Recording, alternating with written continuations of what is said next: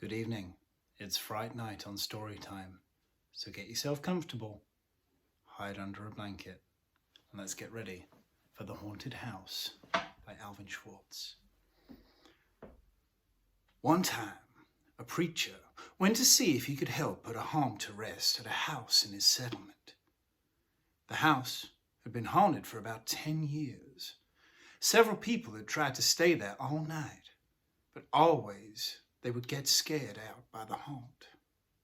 So this preacher took his Bible and went to the house, went on in, built himself a good fire and lit a lamp, sat there reading his Bible.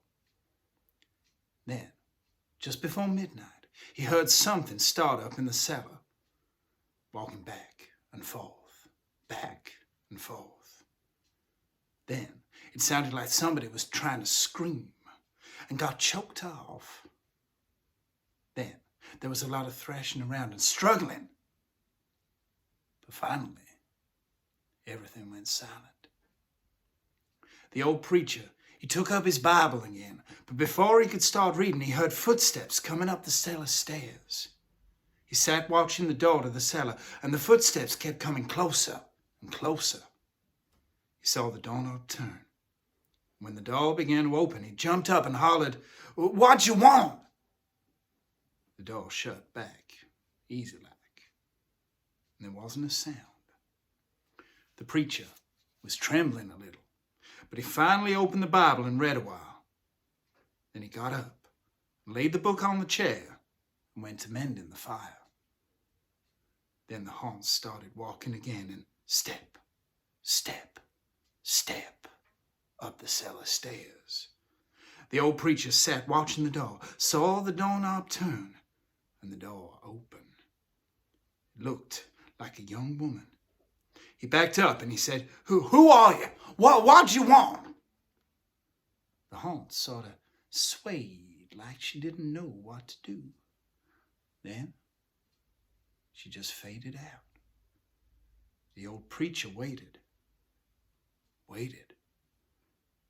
but he didn't hear any more noises. So he went over and shut the door. He was sweating and trembling all over, but he was a brave man and he thought he'd be able to see it through. So he turned his chair to where he could watch, and he sat down and waited. It wasn't long before he heard the haunt start up again, slowly.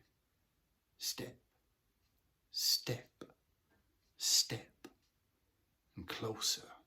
Step, step, and it was right at the door. The preacher stood up and held the Bible out before him. Then the knob turned slowly, and the door opened wide. This time, the preacher spoke quiet-like. He said, "In the name of the Father, the Son, and the Holy Ghost, who are you, and what do you want?" The haunt came right across the room, straight to him, and took hold of his coat. It was a young woman, about 20 years old. Her hair was torn and tangled, and the flesh was dropping off her face so that he could see the bones and part of her teeth. She had no eyeballs, but there was a sort of blue light way back in her eye sockets. And she had no nose to her face. Then she started talking. It sounded like her voice was coming and going with the wind blowing it. She told how her lover had killed her for money and buried her in the cellar.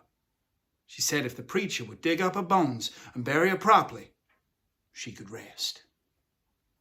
Then she told him to take the end joint of the little finger from her left hand and to lay it in the collection plate at the next church meeting, and he'd find out who had murdered her. And she said, "If you come back here once more after that, you'll hear my voice at midnight, and I'll tell you where my money's hid, and you can give it to the church." The haunt sobbed like she was tired, and she sunk down towards the floor and was gone. The preacher found her bones and buried them in the graveyard. The next Sunday, the preacher put the finger bone in the collection plate. When a certain man happened to touch it, it stuck to his hand. The man jumped up and rubbed and scraped and tore at that bone, trying to get it off. Then he went to screaming like he was going crazy. Well, he confessed to the murder, and they took him off to jail. After the man was hung, the preacher went back to that house one midnight, and the haunt's voice told him to dig under the heath rock. He did, and he found a big sack of money. And where that haunt had held on to his coat, the print of those bony fingers was burned right into the cloth. It never did come out. Sleep well, and I'll see you soon for more story time with me, Mr. Westgate.